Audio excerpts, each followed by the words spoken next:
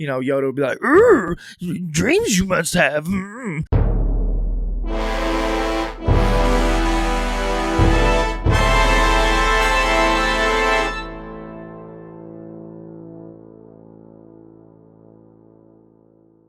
What's up, everybody? Welcome back to Always Two There Are, a Star Wars discussion podcast. I am Josiah, here with my co-hosts Brady and Steven. Hey, what's up? Hi, guys. And we are back this week to finish our conversation about the state of Star Wars. Last week, we did a deep dive into Andor, but also into the topic of where Star Wars has been the last few years since we recorded, and just kind of, how it left off, and it's kind of how it sat in the public eye, and then how it is now, and kind of where it sits now, and all of that kind of stuff. And I'm forgetting most of the details of that conversation, other than our deep dive into the music of the Andor trailer, and the conversation that we had about Spider-Man, who I'm now currently repping on my t-shirt. Get wrecked, Steven. Anyway, you can choose whether or not to cut that out. It's up to you. It was a hot take, I'll admit. It was a hot take. But a hot take. You were objectively wrong. Gentlemen, It could still be a hot take. Anyways, anything to mention before we jump into our main topic? I do have a quick segment for us.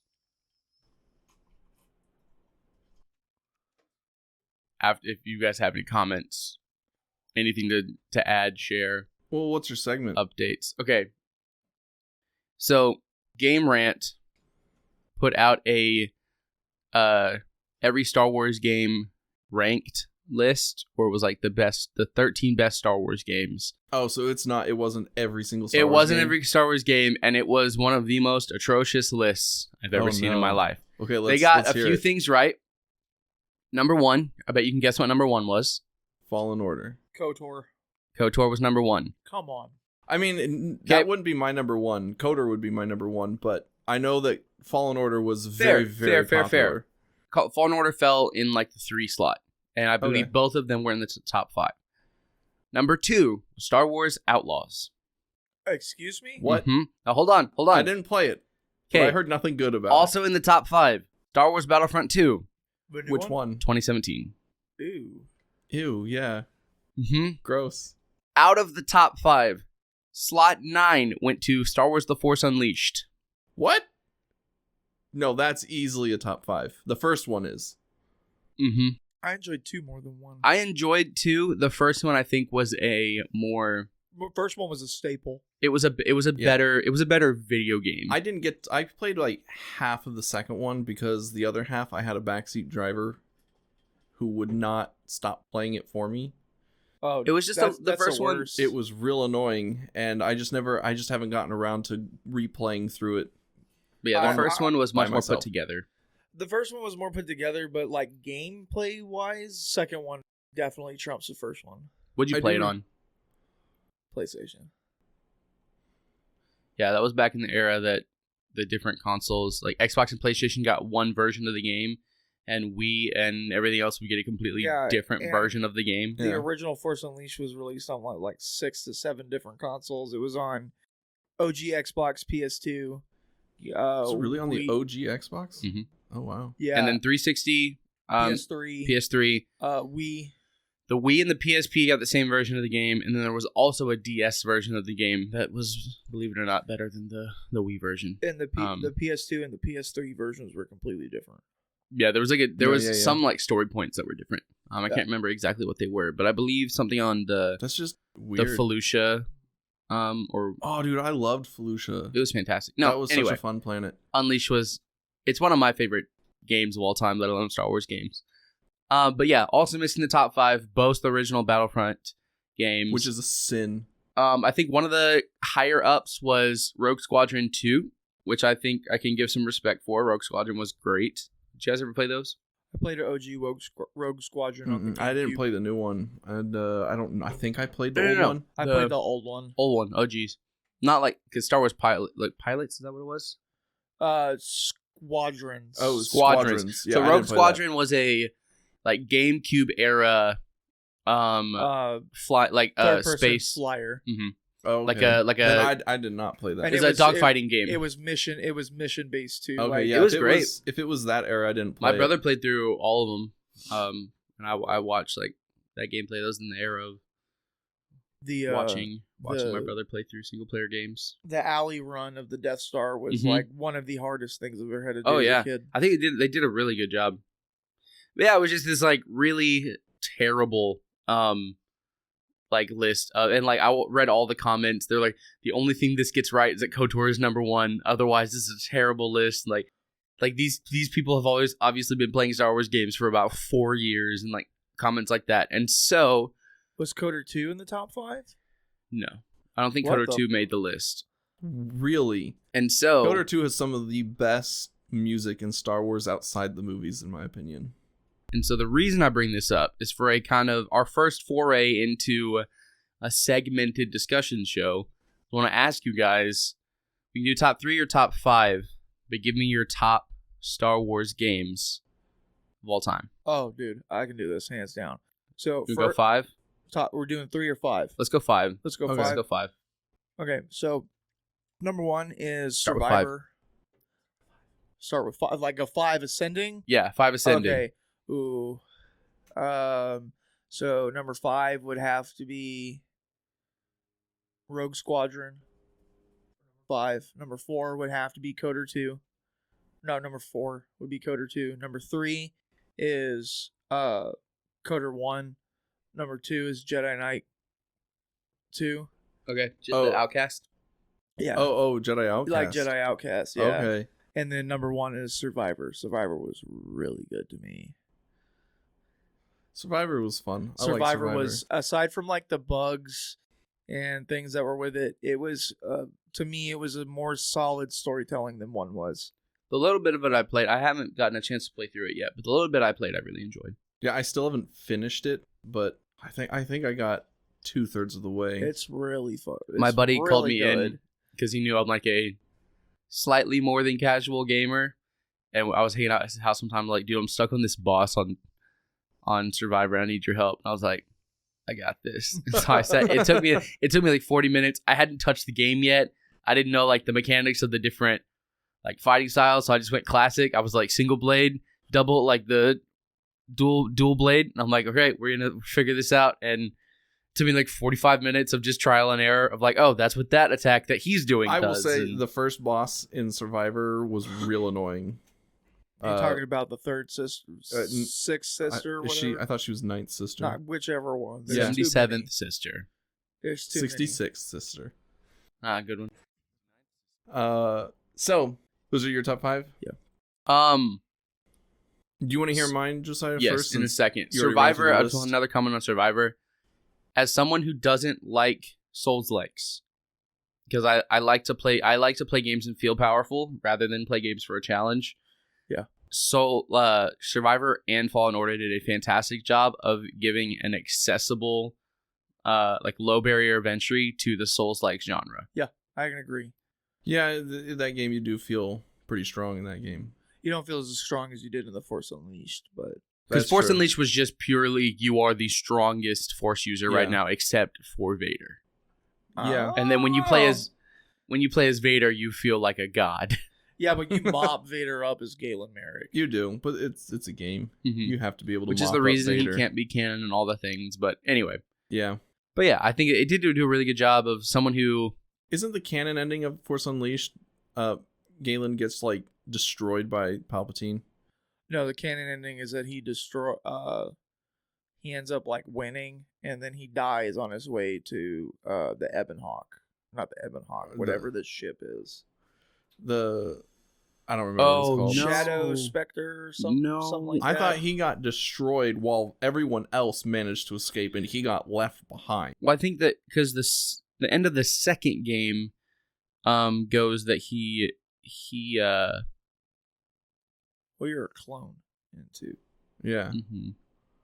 That's, like that's- the whole point. And is- I think that was why I was thinking that he got left behind. well, they left in the him second behind one. while everybody could leave in the beginning, and then there's a story beat on the PS2 one where he escapes. Oh, okay. I never played the Yeah, Rogue, PS2 exactly. version. the Rogue Shadow. See, I knew it was something. I love. it's a good ship. It's a good ship. God, Good design. Ooh, that'll be a good. a good another one of these questions, like your Oh, like the top ship. 5 like ships. Top Top 5 five ships. ships. I'll Yeah. start making a list of this There's kind of a stuff. lot of ships to choose And we'll from do a in Star little. Wars. We'll do a little like top 5 segment. Yeah, every week. That sounds like All right, fun. Steven, give us your top 5 Star Wars games. Oh gosh. Okay, and in ascending order, huh? So Yeah. I have to choose it on the spot. yeah, I know. I need time to think. Well, you can about also, this. if you need to, you can do kind of that like draft style. That's popular now. Of like, okay, you give your 3 slot to. I'll say this like as an honorable mention. Star Wars Galaxies. I never played it, but I imagine from That's what the- I know about the game, that was the MMO. The MMO, I never got to play that either. From what I've seen of it and what I've seen other people who talk about it, to me it sounds like I loved that game. So I'll put it in as like an honorable, like a 5.5. But I never played it, and I regret it because now it's a defunct game, more or less. Probably number 5 would be. It's an old one, X-Wing versus TIE Fighter. That's a good one. I have though. so many memories of playing that game, and I loved it so much. It was like my number 1 game back in the mid 90s. Played it all the time. After X-Wing vs TIE Fighter, it's probably the expansion to Dark Forces 2, what I think was called Mysteries of the Sith. It's essentially like a mini module, really, where you venture down into the Dark Temple on Dromund Kaas. Okay. I forget who it is you're trying to. This is Dark Forces too. Yeah, I this wonder is if the they expansion to. It's like the game or the story element in between Dark Forces 2 and the first Jedi Knight Academy. I wonder if they released that with the remaster of Dark Forces that they released on the Switch in Steam. Oh, maybe I Because don't know. they did a huge, They did a huge rehaul of a lot of them. yeah, but they did Switch. they did like all those like really bad, because they had those like still frame animations for like some of the cutscenes. Oh yeah. They went back and redid those, Yeah. and like That whole series is great. Honestly, like all the Kyle Katarn games were so much fun. that's why I had to do Jedi Outcast, because Yeah. I have a lot of memories of that first person. See, and so like that's my number 4. My number 3 would be Dark Forces 2. I think that was my first Star Wars game. And I don't know, that there's something about that opening shot of flying through Nar Shaddaa on the first mission. It just it hooked me instantly. Yeah. Loved it. And that's why I like all those, like the Ecumenopolis cities and planets. I like that, and I really want to be able to like explore the underlevels. And I was really disappointed. 1313 would have been a Yep. great way to do that. It really would have. R.I.P. I that's one of the reasons why I like Survivor, is you get to go to the underbelly of Coruscant. Yeah. Number 2 would be Battlefront 2, the original. Oh gee. Mm-hmm. I played the first one I played and finished in like 24 hours. 48 hours, something like that, like 1 or 2 days. Got it, finished it. And then but the second one, the competitive version of it where you're playing with another player. Oh, Galactic Conquest. Yes. Fantastic. It's Risk, but is. in Star Wars, and you play the battles. It And is I a had beautifully crafted mode. A friend and I would play it all the time. I had an unbeatable strategy, at least with him, for the space battles. You just get into the whatever the bomber is for your faction. And my favorite was the CIS bomber. Mm-hmm. And then you slow fly at all the critical components on your enemy ship, and you just unload all the missiles. Oh, yep. Mm-hmm. And then you go, and by the time you are done with the first pass, you've dropped the shields on the component, and you've done at least like 30% of its HP. Then on the second pass, then you zoom away, turn around, and on your second pass, you'll kill it. And it takes like 45 seconds, and there's like 5 different components you have to blow up. Mm-hmm. So you can finish a whole match in like 2.5 minutes, It was 3 minutes. It did a really good job of like just doing those like space battles, and giving you something more to do than just dogfight. Of like, Yeah. You could have somebody that I'm gonna go get in a bomber, and I'm gonna go take out the life support systems, or their defenses. I'm gonna go bomb the bridge. You're gonna get in a drop ship and go land on their ship and try to blow them up from the inside. Yeah. But that was Man. I found that was always harder to do because you had to stop shooting or blowing up the component to focus on the enemies that were spawning in. Otherwise, they'd kill you too quickly. I would literally sometimes just go and like land and then just hide in the corner, just like, because you would spawn and then have to go to a ship. You wouldn't spawn in a ship, No, I played. so you would literally have to just like. And that was the other thing that was great about those missions was that you had multiple avenues to success. Mm-hmm. You could blow up all their components. You could blow up all the components from outside the ship in a bomber. You could blow up all the components from inside the ship on foot. You can kill all their pilots as they spawn in Mm-hmm. And they have a certain, until they have it's like a team deathmatch almost. until they have no more reinforcements, or you could dogfight and blow up enemy fighters until they had no more reinforcements. So that's my number. What did I say? That was my number 2. Mhm. My number 1 is definitely Coder 2. I mean, Coder 1 is a close. I know I said Battlefront 2 is my number 2. The Coder 1 and 2 really are tied for the number 1. I love the music in those games is amazing. Probably Dantooine and Manon are my favorite soundtracks in all of Star Wars. I like Manon's soundtrack. I hate its level design. Level design is a little annoying. I get lost. It's the one planet I get lost on. But that's okay because I love the music, so I like just wandering around aimlessly for 5 minutes listening to the music until I find where I need to be. One of my favorite missions is on Manon, and that's the law, where you have to act as the arbiter for Jolie Bindo's buddy who's arrested. Oh, yeah. And there's a lot of outcomes to that. Well, there's really 3 outcomes to the trial, but it's They give you the illusion of choice. well, they do and they don't. You don't have a crap ton of outcomes, but depending on how far into Manon's story and all the different things you've done, you can leverage almost anything you can do on that planet. You can leverage it in that trial to go for the outcome that you want, or fail to save the dude's life and he gets executed.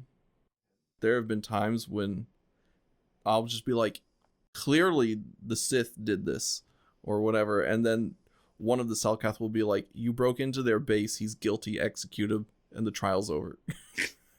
And they're just like, his arbiter has broken the law, therefore he's guilty, kill him. Yeah, and then you die, and then it's game over. Yeah. I need to play KOTOR 2. That's KOTOR 1. That's KOTOR 1. KOTOR 1. Oh, that's the one in the. But you cheated your way through that game. No, I didn't. Didn't you? Second playthrough. Oh, okay. Yeah, that's on Manon, the water planet. Yeah.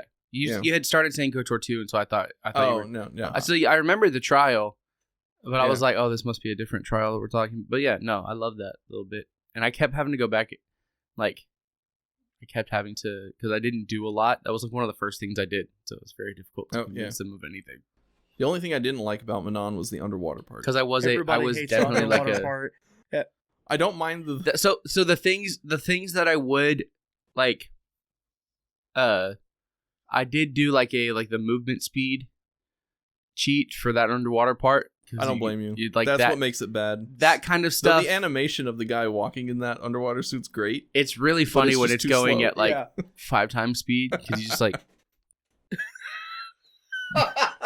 Our very visual podcast here. sorry for the audio only listeners, which is all of you. All right, mine's gonna be a little bit more controversial, Uh-oh. but There's got to be a Lego game in there somewhere. for my 5 slot, That face says yes. for my 5 slot is the original Lego Star Wars. knew it was. I mean, I've heard good things about a lot of the Lego Star Wars. So. Dude, Lego Star Wars games are amazing. I'm I need to gonna play knock the it. Skywalker Saga one, the new one. It's not good. It's not? Unfortunately, it's not. I've played it. I don't like the way they changed up the gameplay, and I immediately just had an issue with it because it's the Skywalker Saga, and then like in like the main menu, Rey is the one that's like in the center of everyone, like holding up her lightsaber. It's like all centered around her, and I'm like, it's literally the Skywalker Saga, and they're like, Rey Skywalker. I'm like, no, Anakin is the Skywalker, right? If you want to talk sequels, then it's Luke is the one that's like, but or Leia. ugh. Or Leia. But yeah, I didn't enjoy it. I got like a mission, like 1 or 2 missions in, and ended up putting it down. Just the level design wasn't great either. It's Just you disappointing. can't beat those classic like Lego games. But like Lego Star Wars, the original Lego Star Wars was the prequels. Yep. But then you could unlock like little like mini missions of the sequels. of the Or not sequels, the the original trilogy. Yeah.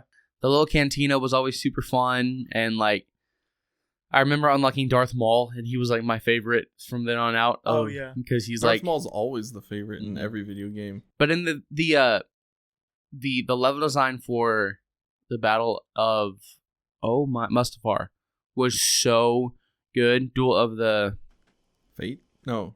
Battle of Heroes. Battle of Heroes. Battle of Heroes. Because you play through the whole level, Yeah. like side by side, and then at the end you literally just They have to duel each fight. other. You have to duel each And other. it's like it's a good twist of like when you're playing with your brother, you're like, oh crap, yeah, and like you know it's coming. And so I have a lot of really fond memories with that game. Unfortunately, I didn't have a Um, brother to play with, so it was just the AI. Yeah, I didn't have a brother. You creamed the AI then. And if I wanted my sister to play, then she would just... Games are for But yeah, losers. anyway, I have some really, really fond memories of like being like, it was one of the first games we had for the Xbox that we got when we were super little. So I was like 7, 8 years old. Yeah. And so some really fond memories of that. I have fond memories of the OG Lego Star Wars trilogy as well. It's a really solid game. You know, and I never played any of them. You should. I mean, they're fun. Do they're you enjoy they're a Lego little games? Dated, but it holds up. It depends. So because Lego games are That just was the Lego game. it was the first one, I believe. It was the first Lego game. Was Oh, really? the Star Wars original prequel trilogy? Yeah, Oh, that was the first one. I remember there was a prequel game. I forget if it was. I think it was on Xbox, but this was back in. I mean, it's old. This was back in 2000. It wasn't a Lego game. Would have been like 05 or 06, But like I right re- after. I remember that you played the only part of it I ever played, and I think it was just a demo version. Oh man. Okay, that reminded me of Clone Commandos. Okay, oh, so dude, Clone Commando is so good. So we're Such a getting- good hard. game. It is. We're getting that was to- a great game. Is that your number 4? it's my number 4. Yeah, good Okay. choice. Good choice. Republic Mhm. Commando. I have always loved like the design of Commandos Delta ever Squad. since. Delta Squad. Mm-hmm. It is just it's so good. The level design is great. It's Halo, but Star Wars. It felt like Halo. And Well, you get a it's little more, similar. You get a little more options because you can tell your squad No, mates like so it is. yeah, you can And give them commands and at stuff. the time, revolutionary like squad controls. Yeah. Fantastic. Like you could give them like attack this person. You could be like wait, like it Yeah, just cut this yeah. door. Or, like playing through that game was really really fun. And I played through. I was older when I played through that one. But it was just really fun. I really enjoyed it. Number 3, probably gonna go. Or give it to Battlefront 2. OG. OG. And I didn't. So I have a really funny story about this game. When I was like 13 or 14, went to Game Exchange and sold my DS and all of my games and case and everything to buy a PSP. I did not have enough money to buy a game. I just had the PSP. I was gonna have to go home, come back, like find something else to trade in to get a game. Bought the PSP, got to the car, I opened it up, and inside PSP was a copy of Star Wars Battlefront 2. Oh, dude, And I Oh, went back man. inside and I'm like, hey, got a gem. I was like, this was in here. I felt like I needed to bring it back. And they were like, that's on us. Like we left it in there. That's yours to keep. That would go on to become my favorite game I ever owned for that console. It That's was amazing. That's an amazing story. Uh-huh. That brings warmth to my It heart. was so great. And literally like so I played it and then my buddy got a PSP and bought the game because I had it and we would like play together and it was just I have some really, of like my like early teenage years, some really fond memories of Battlefront 2, which is funny because years after the game like released, because I remember playing it on like a PS2 when I was like 6 or 7 or whatever it was. But like my early teenage years was spent like with me and my buddies playing Battlefront 2 on our PSPs. And it was just like, I love Battlefront 2. That game. Mm-hmm. Hero battles were great in Mos Eisley. And did you ever permanently unlock any of the bonus, the upgraded weapons? I did. I unlocked the like regular trooper triple shot rifle. That rifle was so much fun. Yeah, That's Boba Fett's rifle, at least mechanically.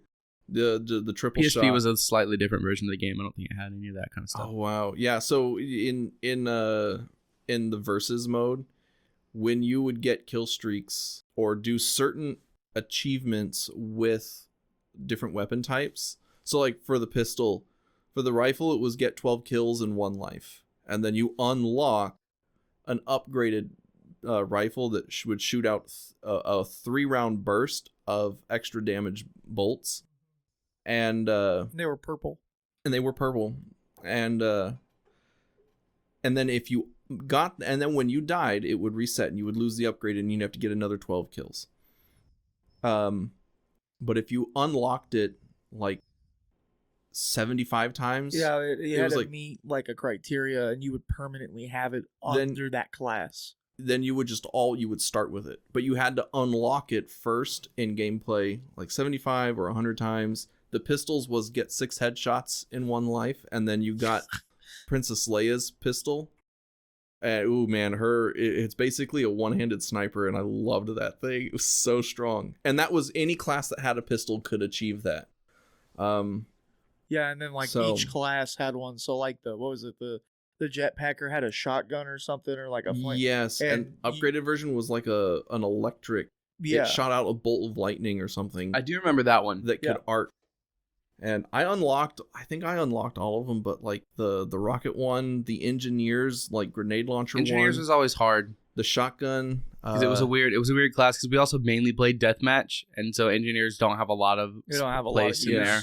They have a lot of use in the space battles. Mm-hmm. Yes. And any of the larger scale battles where you want to rely on those the resupply and the health droids, then you every once in a while you would go get on an engineer to go repair a couple of those. Yeah.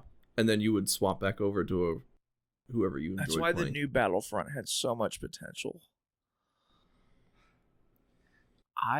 Because like, if you ask me, do I enjoy playing the new Battlefront 2? I enjoy playing it. So if I want to go get my fix and playing a first-person Star Wars shooter game, I go and play it. I liked the campaign for Battlefront 2. I loved it. It was genuinely good. Iden Verso? Mm-hmm. Yeah, that was the only good thing about that game. That's because they messed up the multiplayer so badly with the loot boxes. Microtransactions. Microtransactions. Yeah, but the thing is like they're all cosmetic, and then once you get them all, they weren't at first, and that's why they were such an issue. Yeah, but when I started playing, which was like maybe 3 or 4 years ago, when they had by then it was already out, and you had like the like. But when it first came out, like you could get upgraded weapons that did more damage, had higher ammo capacity, things like that, in the loot boxes. It's pay to win, and it was objectively pay to win. Oh, so did you ever play the first one? The first OG? No, the first new Battlefront. I played it briefly. I actually really enjoyed it. I never got past the menu screen because I remember when that game released, it was bugged and the play button wouldn't work for some people. And the way they had it designed was you had like a title card screen with the play. Pressing that play button would then take you to the menu screen where it was like start a campaign, start a multiplayer, all that stuff. That play button on the title card screen was broken for me, and I never once got into that game. Dang. Well, I tried for a month every day, and it never worked. I really enjoyed it. Bless your heart. The gameplay felt a lot like Battlefield, especially Battlefield 1. See, that sounds That's so what nice. I heard. No, so I really enjoyed it. There was like the main thing you would do is like survival thing, because we played offline most of the time. Yeah. Like you do these like survival things of it would just be you, like it was 2-player split screen, which was fantastic. You don't ever see that these days. Yeah, the dead era of gaming. But I really enjoyed the first one. You guys are gonna be mad at me. This is your number 2. My right? number 2, because one of Fallen Order or KOTOR has to be an honorable mention, and I don't know. Dude, Fallen Order was so good. The Jedi games are really They're good. really good, but neither one of them are like, because every single game in this list is like significantly impactful in some way in like my like Star Wars fandom and just like my gaming fandom as a whole. But like KOTOR, I enjoyed it and I played through it, but it wasn't like nearly as like monumental or impactful because I didn't like grow up with it, and I'd already also played like stuff like Fallen Order and stuff like that. And then Fallen Order was really good, but it was kind of just another game. I did put a lot of hours into Fallen Order. I did too. I did as well. Makes sense. I think because of when I played KOTOR, I had it spoiled for me That'll do it. going in. That will That do will it. definitely kill the game for you. Yeah. But I didn't know how it happened, so I was kind of waiting for that. But still, It's still one of those things. You know what's interesting is now that I'm reading through those comics, because I played the games first, I had no idea who Revan was. I thought he was an original character for the game, not a comic book character being brought into the game. That the game was even a continuation. And I haven't gotten that to the point in the comics where Revan's introduced, so I don't know if there's something in the comics that would have clued players into thinking like, oh, I'm playing Revan. Has he already fallen in the comics? well, because you also choose your appearance, Right. and so it wouldn't be like, oh, that's Revan, yeah. right? So there right. would be really no. But see, and that's the other thing is like I don't know, because I haven't gotten to his character yet in the comics. I don't know if like any of the dialogue, any of the. I have to imagine that like the flashbacks that you're sharing with Bastila have to give some clue that for those who had already read the comics are like guaranteed I'm playing Revan. But in the comics, I don't think he starts out fallen. Because I want to say that because you said he goes through the Mandalorian Wars and he fought Yeah. in the Mandalorian I want to say Wars. the scene that introduces Revan, or the comic, at least the issue that does, is where he like picks up the Mando mask Yeah, the helmet of Mandalorian. and he like holds it and is like, no, this one's just a random Mandalorian mask from a okay. battlefield. And he's Okay. like, I swear from here on we're going to win this war on any cost or whatever. And he like, I think that's like his first step towards the dark side, is because this was when he was like committed to any cost we're gonna win. Yeah.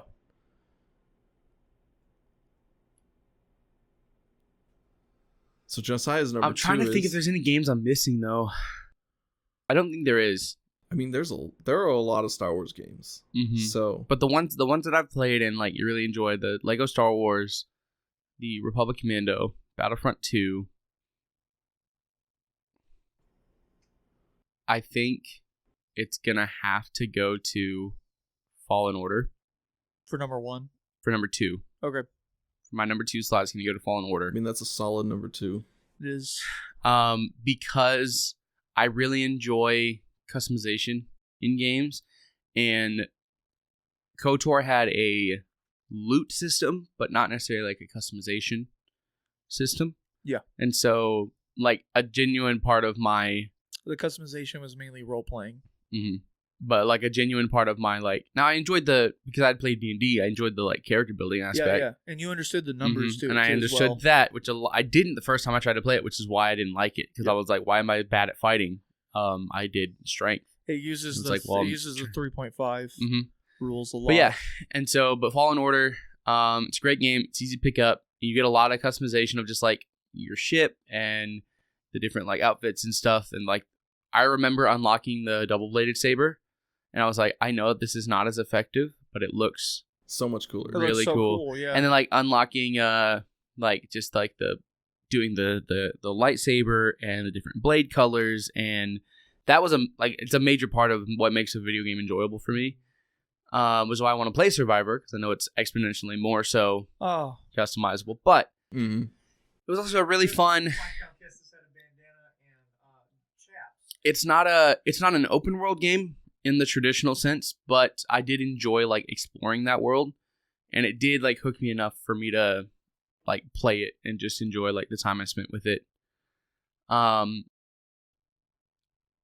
don't know if you will be able to as easily as Steven, but I guarantee Steven can guess my number one I slot. was gonna say I wanted to guess yours before you say it. You're my number one slot. I don't know if I talked about it since you've joined the podcast. It used to be I used to bring it up every single week. Yeah, he did bring it up a lot. At least if it's what I'm thinking of. Probably. And if not, I'm gonna have to go back and re-listen to all No. our episodes. So Brady, what do you think my number one is? honestly, I thought it was the Star Wars Lego game, to be honest with you. That's the only Star Wars game we've really ever talked about a lot, was the Lego game. Yeah. Steven, Force Unleashed. Oh. Yep. How did I... my number one Star Wars game of all time is Force He Unleashed. would not shut up about. No, so literally Galen the Merrick. first like Galen Merrick he's one of my favorite characters. Starkiller is genuinely one of He my is. favorite Star Wars characters. Sam Witwer is one of the best actors in all of Star Wars. Facts. Oh, he's so good. And we dude, Kenobi! Yeah. like I have no complaints about that game. The first game, the second one is they didn't put as much time into the gameplay, and so it's not as it's not as fluid, and it's not as like the like fighting animations aren't as meticulous. Like that first game just looked so unbelievably good. Dude, that opening mission when you're Vader and you're just RP walking through. Yeah, throwing the Wookiees. Yes. And he does it in an RP walk. I love it. It's so much fun. Like yeah, That that is a game power trip. I really loved The Force Unleashed. Oh, so you've never played any of the PS2 ones or any of those ones. Those don't have the Vader mission. Mm-hmm. It was the then I will never play them because I Mhm. love that mission. It is so much fun. It was the PS3 and Xbox 360 versions that had it. Mm-hmm. God, man. I remember picking up the Wii version, and it started with him meditating, and I was like, I would have. "What is this?" Yeah. If Like, if where I is it? had, If I had played one of those versions expecting to play as Vader on a new playthrough, You would and have I broken did- something. I would have just been like, "All right, I'm gonna go do something else now," and I wipe my hands No, on that game. I love Force Unleashed. Galen Merrick and Starkiller is like one of my favorite characters. It's a lot of the he's a lot of the basis of like why I love a lot of the things I love about Star Wars is just like just his whole character arc, and I love a good redemption arc, and just like those games were I played both of them. I enjoyed both of them. The Wasn't there first a one third just hold. No, there never only was. two. Because the second one, there was two. You died either way. Hmm. You either kill Vader. You beat Vader, and then the perfect clone comes and kills you, or Isn't this the one where Vader gets you at the end on the? well, because you Snow choose no. That's the first one. That's Second the one. first That's the first Second one ends with you. And he doesn't get you either. You're on Like, Camino. that's like part of his one of his betrayals. But But yeah, you don't he- die there. He Oh, that's not the end of the game. No. But the end of The end of one's the on second Death one Star. is the end of the second one is on it's on Camino, and you're basically choosing, do you spare Vader and let him go through like the And now we justice know- system, or do you kill him? Now we And know either that way that you scene die. can't be canon because Camino was destroyed.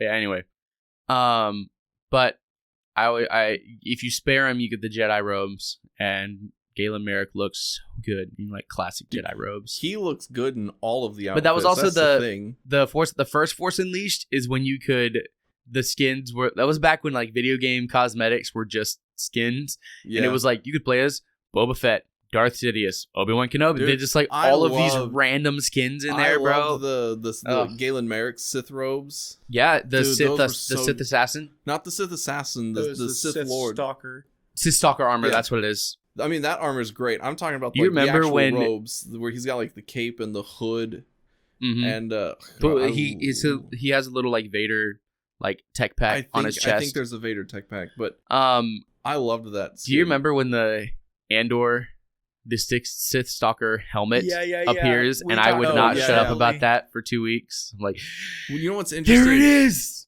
That helmet is modeled after Tulak Horde's helmet.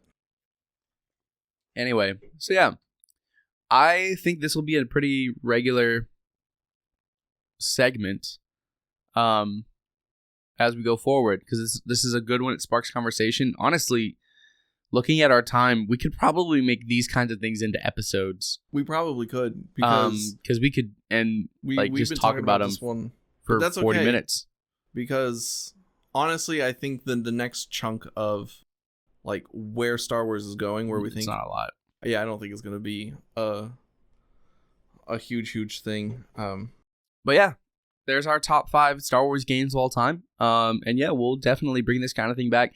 I feel like this will be if we do get into like a series style of like we're covering the Force for 3 episodes, or we're covering Jedi for 3 episodes, stuff like that, then I have a feeling this kind of episode, this kind of segment that now we obviously know could be a whole episode.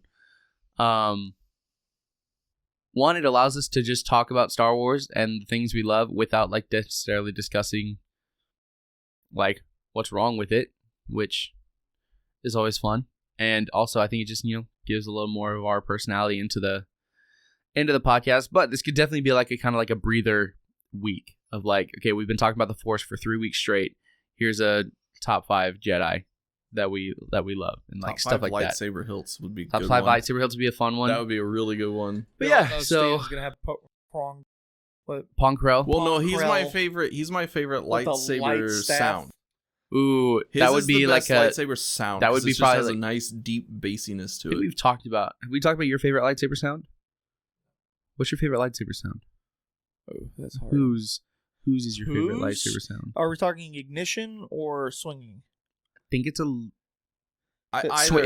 It's swinging or like idle. stall or idle. or idle. Yeah, not ignition. Because Pong Krell's, Steven likes Pong Krell's because it's a really deep like. Yeah. Yes. It sounds like it's so good. It's a really deep like rumble almost. Mine is Darth Maul. I think it is Darth Maul because it's not as bright as the original trilogy. Is very like it's that classic like. Isn't in the original trilogy? Don't they all sound the same? Yeah. Yes. But since then, like if you listen to the different like sound fonts and stuff on like a Saberforge and stuff like that, you can hear the subtle differences between like Qui-Gon and Obi-Wan and Anakin, and like the classic saber sound that's like attributed to like Luke's. And then Vader's is a little bit deeper. But Darth Maul's is in my mind what the like quintessential lightsaber sounds like. It's just very like. It's very simple. It's very just like it's an ignition, and it's got a little bit of a rumble to it. It's not just a classic like. It's got a little bit of a. Love it. I'd have to get back to you on that. Okay. Okay. Because there's a lot of different sounds. Mhm. There really are, but Pong Krell's my. And you remembered. I'm so happy that you remembered. Pong Krell's my favorite. Are we all in agreement that the best blaster sound is the Mandalorian? I can't remember the name of the blaster. Talking about Jango's blasters. I do not. We're not in agreement. I don't know. Fine. What's your favorite blaster sound? Those are good sounding They're blasters good. though. They're my second. The West favorite. Star. I don't remember the number. They are a West Star. I don't remember the number. I don't know. They're not 45s. No, 45s is the current Mandalorian. No, it's a 35. What is the West Star? What is it? I think it's a West Star 31 for Jango's. Anyway, I love Jango's blaster sound. It's just very in my head. It's so unique. It is. That scene when he takes out the one Jedi on the platform. You can also do a top 5 blasters. Mandalorian Ripper. Mandalorian Ripper is a good one. Or I like the DC. What's her face from? We'll bring this back. Was it Zam Wessel's blaster? Yeah. Zam Wessel has a really cool blaster. Okay, so you know before has a cool blaster sound? Kyle Katarn's blaster is a cool sound. It does. Before we get into It's the very, like, main topic of the episode, 45 minutes later, let's decide on the top 5 discussion for Next week. next week. Well, I had to get back to you on lightsaber sounds, so Well, that'll be because that's just like one. okay. Let's do top 5. You want to do top 5? Because I feel like some of these will be long conversations, and some of these will kind of just be like, kind of rattle them off. Stuff like blasters, ships. Oh, ships could be a long conversation though. Ships could be a long. Because like games is such a involved conversation of like the experience you had with it. We could do lightsaber hilts. Yeah, I like that. Let's do hilts next week. Top 5 lightsaber hilts. All right. So the main topic of our podcast today. Hey, 45 minutes later. That was a good conversation, right? That was there. great. It was. This is what I hope the future of our podcast No arguing. is. No, yeah, Steven, I don't like arguing with you. Hey, He hates it. He hates it. A healthy argument is healthy. Because hate There's leads a difference to. between an argument and a debate. You know this. They're the same thing. No, No, they're they're not. not. Yes, they are. We were debating for about half of last. Can I bait you into an geez. argument? No, they're not. All right. Anyway, but yeah, I hope that we can lean more into like one, the informational side, and then two, just the like what do we love about Star Wars, and so we'll kind of Okay. more conversations like that as we go on. But yeah, this week we are talking about the state of Star Wars and where Star Wars is going over the next few years. And so we'll go ahead and punch it over to Steven, because I know Steven probably has a fairly prepared answer on this, and then me and Brady will pick it apart as we do, and we'll kind of go around. Pick it apart as we do. Surprisingly, I really don't. In terms of production, I don't know. I've been seeing a lot of things on the internet about how they're gonna transition into movies, how they're not gonna transition it. Like no one really seems to know really what the plan is. Yeah, because And like Yeah. Kathleen Kennedy apparently has canceled like half of the productions she's announced since like 2017. And for all sorts of reasons, she's notorious for hiring directors, then firing directors, During hiring writers, then firing writers. She's notorious for having creative differences, or at least citing that's the reason why all these firings happen. We know it's interfered with production in the past, like Rogue One Yes. and Solo both it interfered with their production. With Solo, they had to reshoot a huge chunk of the movie because I think that was the movie where they brought in Ron Howard. Yeah. And he ended up redoing a lot of reshoots, and then it was Solo where they got rid of Gareth Edwards, and I don't remember who they brought in. But they didn't have to do a whole lot of reshoots. I just know that on that one they were thinking like, oh, it's too dark. It's not light enough for kids. And it's too dark and gritty.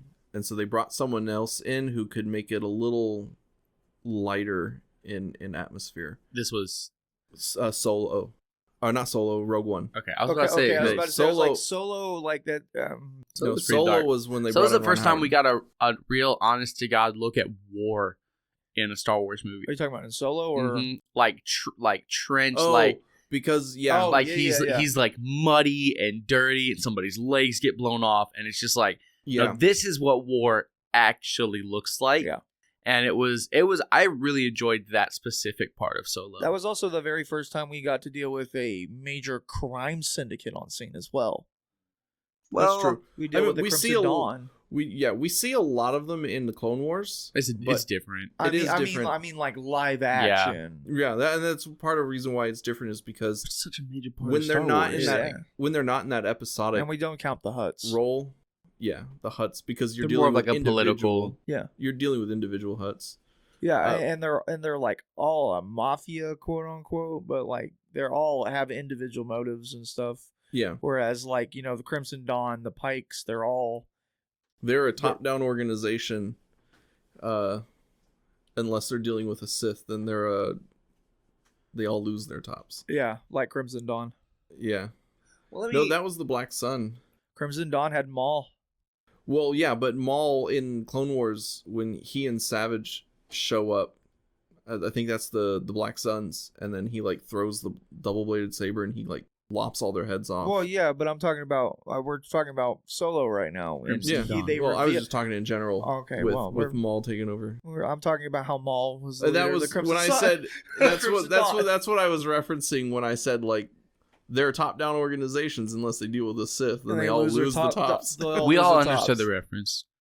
Anyway, let me. Hey, maybe there were some listeners that didn't understand. Yeah, Josiah. Sorry. Be more That's very inclusive. very inconsiderate. So anyway, let me ask a more specific question. Do you guys think that Star Wars will rise or fall from the mainstream from where it stands right now over the next 5 years? If Andor season 2 does not succeed, it It'll will probably fall. fall, It yeah. will fall. Andor, they are riding on Andor season 2 because Skeleton Crew did not do as well as they thought it would. Yeah, the last 2 releases were Skeleton Crew did worse than Acolyte, Acolyte was the and they canceled Acolyte because of how bad it did. Yeah, even though it was like minutes wise, it was the most watched show on Disney Plus. Which does give me a little bit of hope, which means that they're actually listening to the fans Yeah. and not just going off of what makes money and what gets views. like viewer wise, Acolyte was the most Mhm. watched show Everyone watched it. of that year on Disney Plus. Like even though they canceled it, So, interesting you bring that up because I know that while it's the most watched in terms of minutes, it still doesn't compare to the next highest Star Wars show in terms of minutes. oh no, Like by a couple billion minutes watched. yeah, but I it think was still that highest of that Acolyte year. was like what, 2 billion something?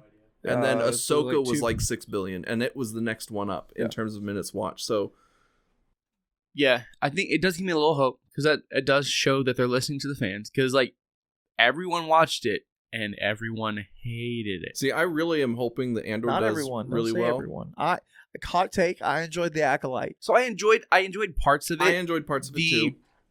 I overall enjoyed. Don't get me wrong. I had issues with it. I had some issues with it. There were things that made me question things that confused me a lot, like the whole dyad thing. You know, twins being one and being split into two.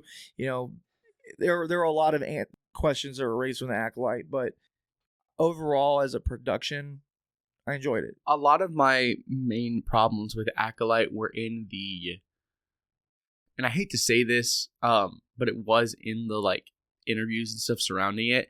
And what I want to do next time is kind of avoid those things until afterward, because it Okay. colored a lot of my, because listening to the showrunner talk about Star Wars, you could tell she didn't know, she had no idea what she was talking about. Yeah, you had told me about the one interview with the guy who played, what was it, Cord or something? Oh, Yord. Yord, yeah. he had never, you could tell he'd never, you had told me that he had called, what was the interview? He said something like, he got Luke and Anakin mixed up Well, so Oh. in he, the roles. Oh no. that, and then there was Yeah, also, yeah. no. but there was also a like, If I The- were in the charge, there'd be an showrunner- automatic firing. the right there. showrunner like was talking about like LGBTQ representation in Star Wars, and she's like, well, I'm pretty sure that R2 is like canonically a lesbian. Oh, I and, remember like, that. you know- That right there is how you tank a show. Because like I have no problem with like the representation. It's the fact that like R2D2 is A droid. a droid for one, and also just classically referred to as a As- male. yeah. and so- well, you know, in binary, I don't think there's, you know, they're not. Well, yeah, but like Anakin calls him he. Like That's like the Hutts are like the perfect way to, if you want like representation. I feel like droids would be the best for like non-binary. right, like 100%. But I'm just saying, that's like what if the you Hutts are because But if you watch Star Wars, like Anakin, like everyone refers to R2 as he, right? Yeah, Anakin Oh, does and so, often like- use him yeah. to But refer to him. it just doesn't. It shows, and like I have no problem, Yeah. like I said, with the represent. It shows that she doesn't watch the movies. yeah, she because doesn't watch the show. She Because didn't- in A New Hope, when Luke is looking on through his binocs for R2, and he's like, "Oh, that droid's gonna get me in so much trouble," and then C3 was like, "Oh, he excels at that." Yeah, or in episode 3 when Anakin refers to Obi-Wan about how, you know, don't make any loose wire jokes. He doesn't like that. Yeah. Which, like, and again, no problem with the representation, right? Or none of us are, But are it is taken the- that way. It's It's the fact that it just shows that she doesn't watch the content, And like I have a major issue with her to come out and be like, I'm making this thing that's it's got a lot of like very foundational like comments about the Force, especially and like when a lot of this stuff thing that's supposed to build up to what we already and for have. her to just not like, there was, I can't remember who it was that was involved in production, who like she was proud of the fact that she'd never watched a Star Wars anything before. Why would you be the showrunner and be proud of that? And so it's just like a lot of the like outside stuff colored my view of it. There was a comment that the guy that played Yord made.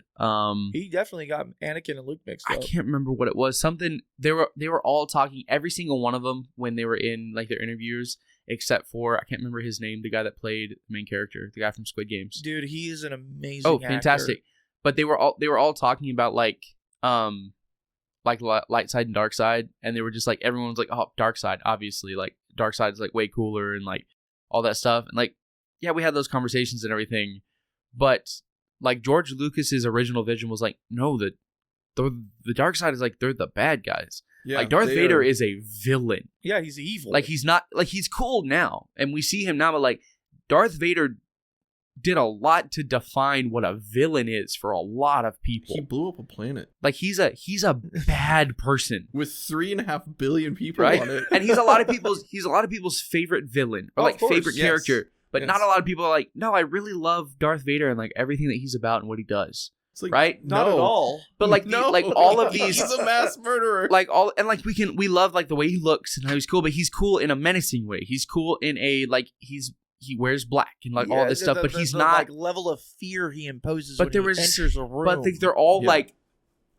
hyping up and glorifying like the dark side. But no, the dark, like it's not. Like I ran a D&D campaign one time where I did this whole like the Patreons were like light and dark. It's like, well, fire can be warmth or it can be like burning. And death isn't always a bad or good thing, right? It was just kind of like the definition of like light and dark and how that can shift. But the George Lucas didn't write Star Wars to be like, no, the light and dark side of the Force are these like kind of malleable different concepts. Like, no, the light side, they're the good guys.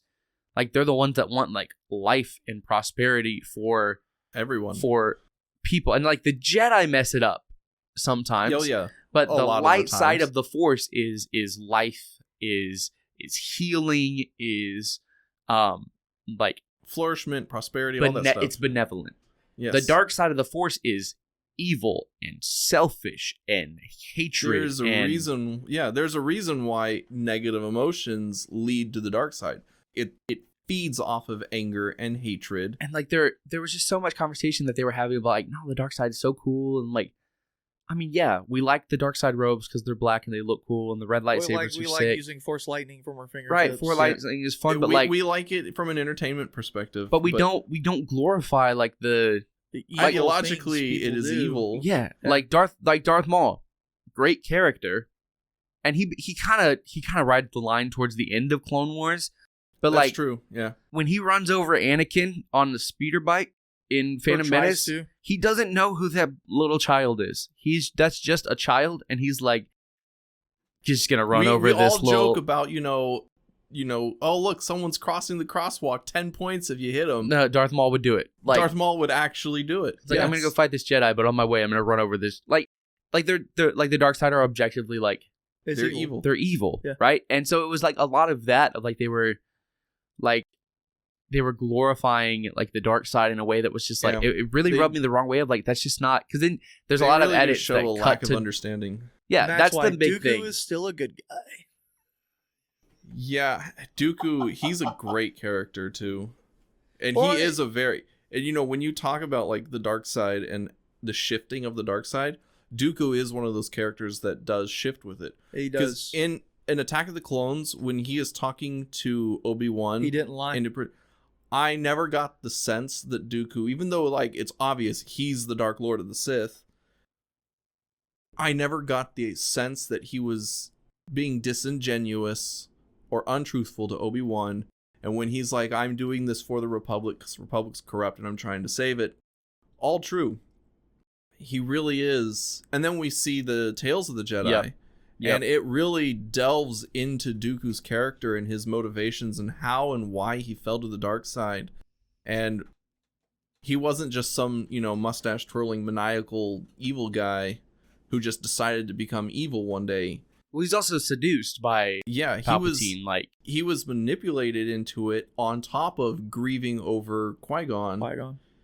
And then when Yaddle shows up and catches him flirting with the dark side, because she's a dogmatic Jedi, because, Palpatine's not wrong when he says they're dogmatic, she, gave him no choice. Or she was like, come now, but you get this one chance. And Dooku was, hesitant. She was just like, oh, chance gone. Well, you could tell he didn't want to do it either. Yeah. The whole time he was crushing her, he didn't want to do it. Yeah, and now he did exactly to Dooku what he did to Anakin. He put him in a corner where he had no choice. That's kind of what I'm saying is but Yaddle forced his hand into now he had to, then and there he had to choose. Yeah, because the dark side was so classically you get seduced to the dark side and it's all manipulation.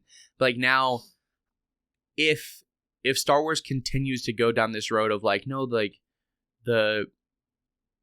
sometimes the Jedis are the bad guys, and sometimes, but the Sith are very rarely, if ever, the good guys, right? Yeah. The Jedi do it wrong, right? But they're not trying to rule the galaxy. Yeah, and so it's just this. If we continue down this road of just putting people in charge of Star Wars who don't understand it, it just doesn't it will continue to fall. Yeah. It's gonna crash. I think the number of Sith who weren't actually evil are very few. I can only think of 3. Well, because the entire because the Jedi, when the Jedi are doing it wrong, it's because they get too political or too dogmatic and too Anakin would not have fallen if the Jedi had been you have a relationship. If and Anakin had been alive during the pre-Bane Jedi, he would have probably been the greatest Jedi to ever live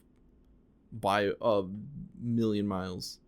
Because in that era, they had families. And they were dictators. Individual Jedi Knights controlled their own planets as kings and dictators, but they were benevolent because they were, guided by the light side of the Force and Jedi edicts. But they had passion, they had families, all that stuff. And then there was the Battle of Ruusan and the Thought Bomb. Yeah. And the Jedi Order, a big chunk of it died, and all the Sith except for Bane died, and the Jedi kind of reformed and started to become the dogmatic Jedi in the movies, with no emotion, no love, no family, no ties, poverty. So the lesson you take from this is, you're not allowed to love people and you have to be poor. Mm-hmm. Yeah. But because Anakin, you see the memes all the time of Anakin tells Mace Windu hey, Padme is dying and I need to save her, and he's oh, let's get her the medical attention that she needs. And it's also why are you wasn't dying? Not yet, but Anakin knew he knew she would die. He knew that he saw in his dreams that there was a chance to, but what caused her to die was him. Right, I'm not saying that the Jedi didn't listen to Anakin. And that is that's another problem, along with, not allowing families, not allowing attachments, not allowing for him to feel like a normal human being. But the major problem here is that Anakin was bad at listening. And if Anakin had listened and stayed at the temple when Mace went to Chancellor's room, everything would have been fine.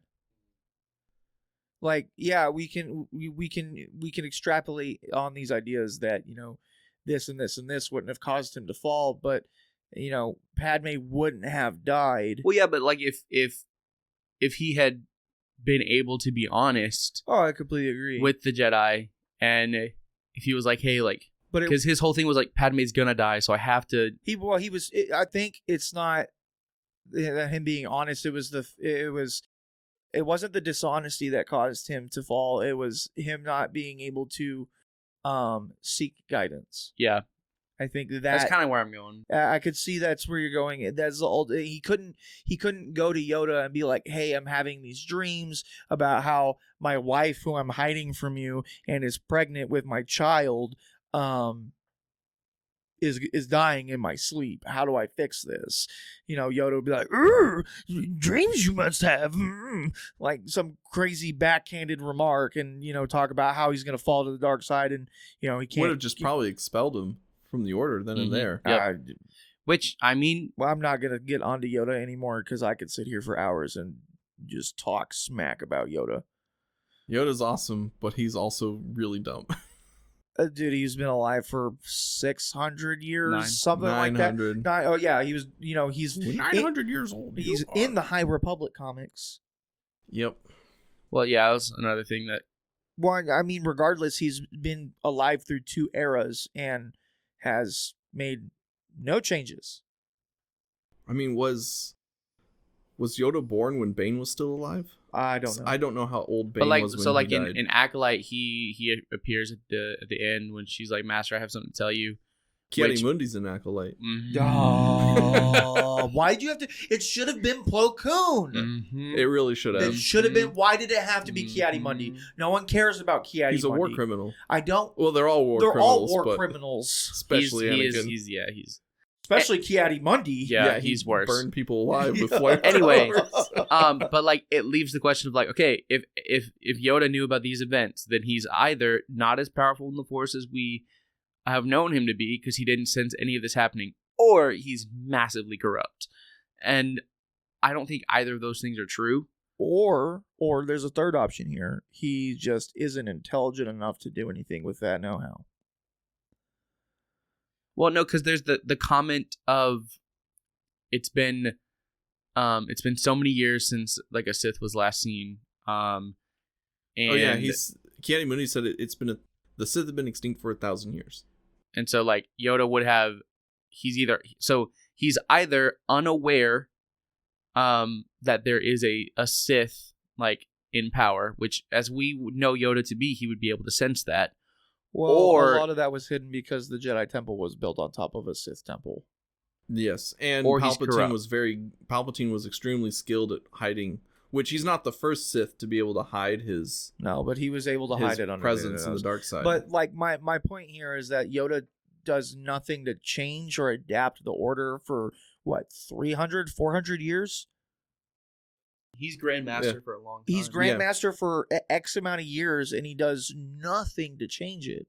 And like I've told you, Steven, like there's no way in anyone's absolutely right mind that this man has been Grandmaster for, we're going to say 400 years, just because I need to name a number, and not a single Jedi has fallen to the dark side. No one can look me in the face and tell me that. Yeah. And he does. Though I wonder if the Jedi draw a distinction between a Sith and a Dark Jedi. Even then, with the distinction, like you think you would have to do something to change this. But we do know what's his name fell to the dark side. What, Sifo Dyas? No, in Survivor. I know of who you're talking about. I can't remember his name. Starts, I think, with a D. Are you talking about the main villain? Yeah. Well, there's 2 in Survivor. Those are the one order guy. as well. There's one in Fallen Order. Yeah, there is one in Fallen. He was alive during the Clone Wars too. But there's two in Survivor. But yeah, you're thinking of the one in from the High Republic. Yeah. Yeah. And it wasn't that why he was in cryo or something like that. Why he was in suspension. He was put in stasis because he was falling. Right. So and he needed. I mean, Yoda's clearly aware that Jedi fall, and then there's. Well, the moment you bust him out of stasis, he immediately like bleeds his crystal. Yeah, and then there is kind of a little snippet of deep lore. There is a temple that the Jedi have. I don't remember what planet it's on, but it's one of their biggest kept secrets. It is a prison temple where they send Jedi who fall to the dark side for rehabilitation. If they don't, Yeah, like that's if, gonna work. if they don't kill him, they send him to this temple for rehabilitation, where they use various techniques, many of them questionable, and they Probably like they the are ones used in KOTOR. also utilize brainwashing Yep. techniques, Mhm. and memory erasing, memory. And the Jedi. and they do the this Jedi to Order is a little rough. and if the Jedi, the fallen Jedi who are sent to this temple, do not show signs of improvement, they are just kept there for the rest of their natural lives. And that's awful. Mhm. there's one, I think there's one Jedi who oversees the temple, and then the rest of it is droids and AI. I can so see Yeah, because the they can't corrupt. They can't. But it is like very, very few Jedi know about it. Not even everyone on the High Council knows about this temple. I could so see the Jedi having that like view of like, you know, where you're not rehabilitating, but we take too much of a moral high ground to execute you, so you're just gonna So you're live out just your gonna life die in here. solitary confinement. It's Yeah. like Hell, at least their prison is an entire planet and not a 6x6 cell. There's that one silver lining. there's another conversation. Anyway, yeah, so the Jedi Is that aren't. really a silver Yeah, lining?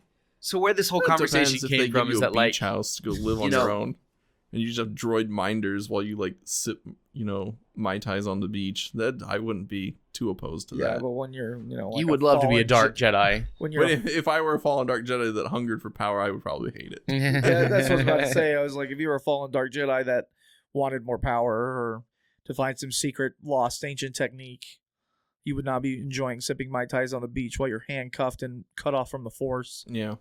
But yeah, so point being, I want people in charge of Star Wars who know Star Wars. And Yeah. it's not to say like we had the conversation last week, Star Wars can be different, Star Wars can change. Can Like give but like at least know a basic yeah, source material. give or if you're gonna change fundamental things, that's fine. Just like do something like Visions, whereas Visions like not like these things don't have to. That's what made Visions so great, that they were different. Like you had Yeah, one of the best they ones were- was the one where the color of your lightsaber is decided in the moment by your like actual like alignment with the Oh, Force. was that the one? Ninth- Sabersmith. That was the Ninth Jedi. Yeah, that was a great one It too. was.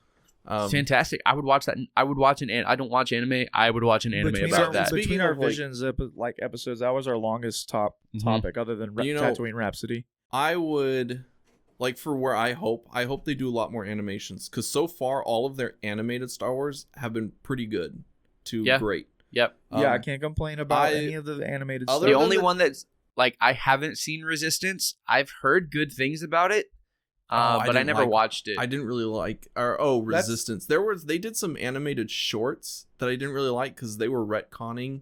That's kind of old, though, isn't it? Yeah, well, that's Resistance pretty came out old. in the sequel era, and it was about like Yeah, that came out like Resistance by Poe 2016. Dameron was in it. And, Yeah, I mean, it's old, but like I mean, there's not a lot happening in terms. There's it didn't do Clone very Wars, well, though. Bad Batch. Was that before Rebels? It was after Rebels. Yeah, this was. I think that came out in between Force Awakens and Last Jedi. See, I wasn't consuming a lot of Star Wars. No, yeah, then. I don't think I didn't watch it. I just know it was. That's kind of the only other thing other than Tales of the Jedi.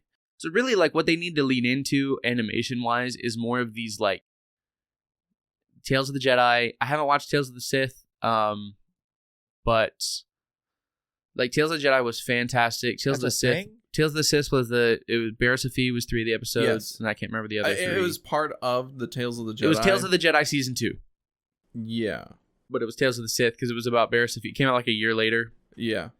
But I like, liked it too. and Visions is great. Visions is I'm excited for Visions Um, season 3. mhm. The only thing I don't like about Tales of the Jedi is the title, because that is It's an established. because it's. I mean, it It's an makes established sense. run. Yeah, it makes sense that like, okay, Tales of the Jedi, these are small little short stories about various Jedi during the Clone Wars era. I think when they named it that, they meant it as a nod, not as a replacement.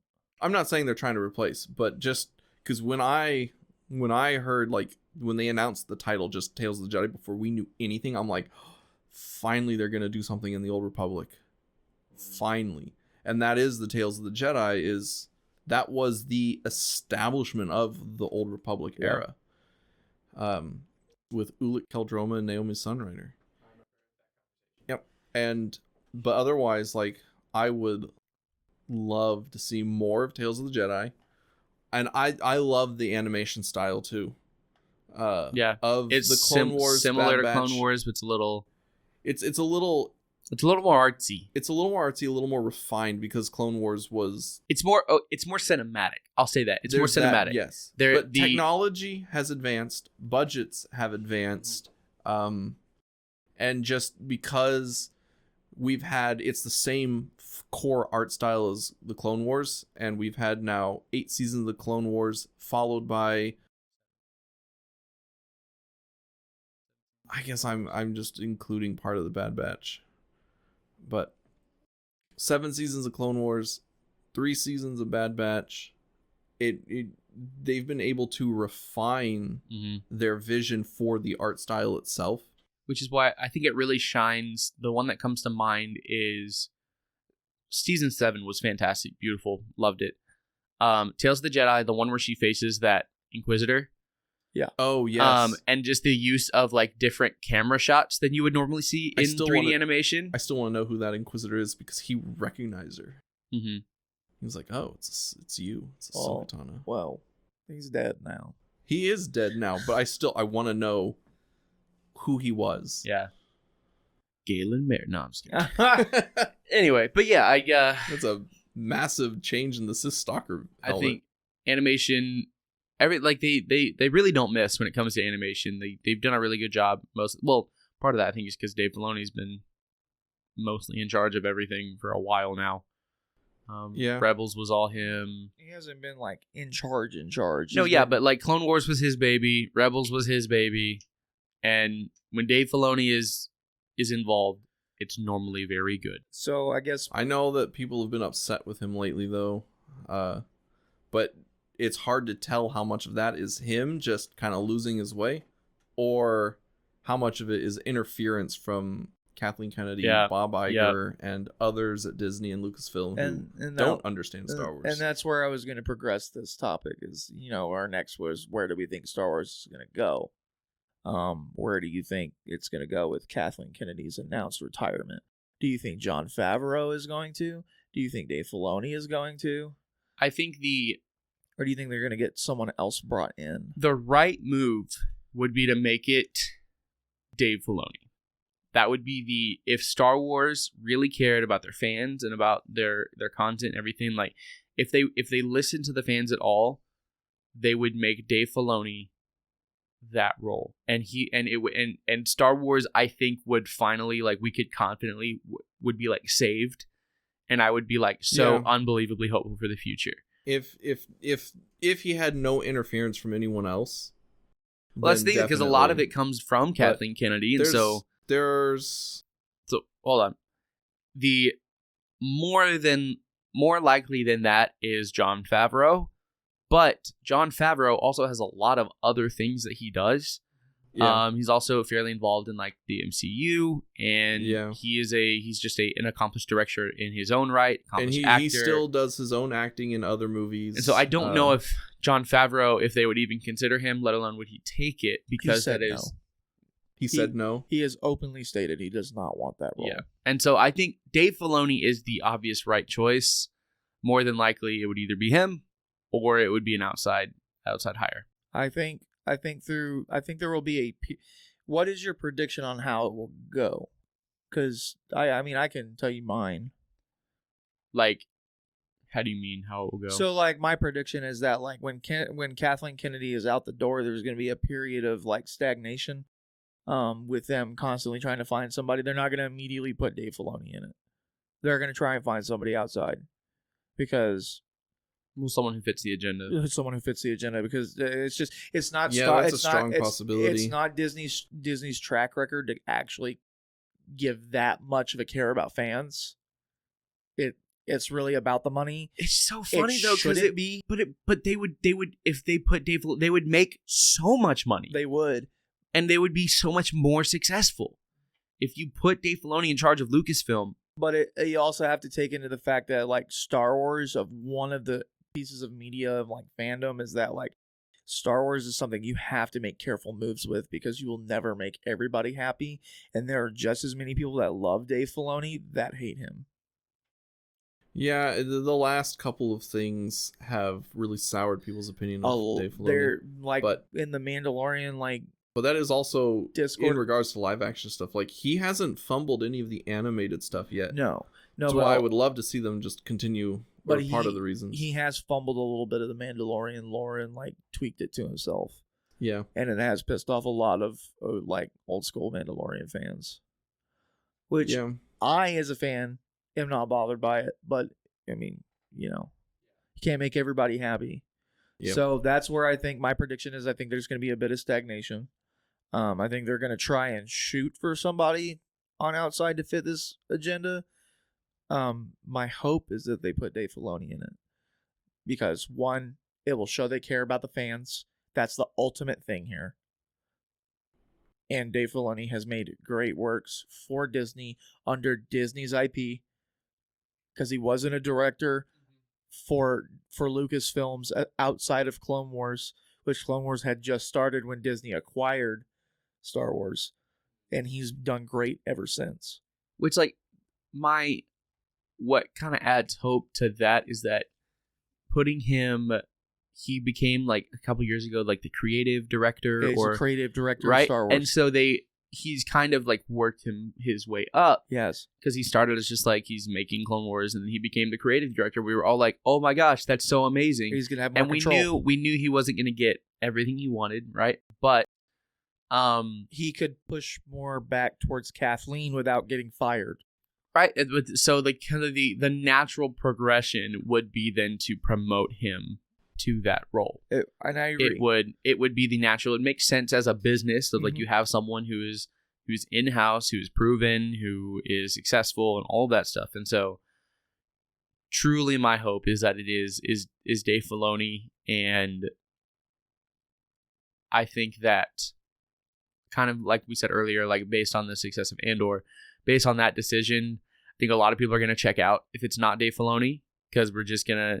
There'll be like a year of like anticipation of like, okay, it's not Kathleen Kennedy, it's this new guy, Yeah. new girl, whatever it is. How's it gonna turn out? Whatever.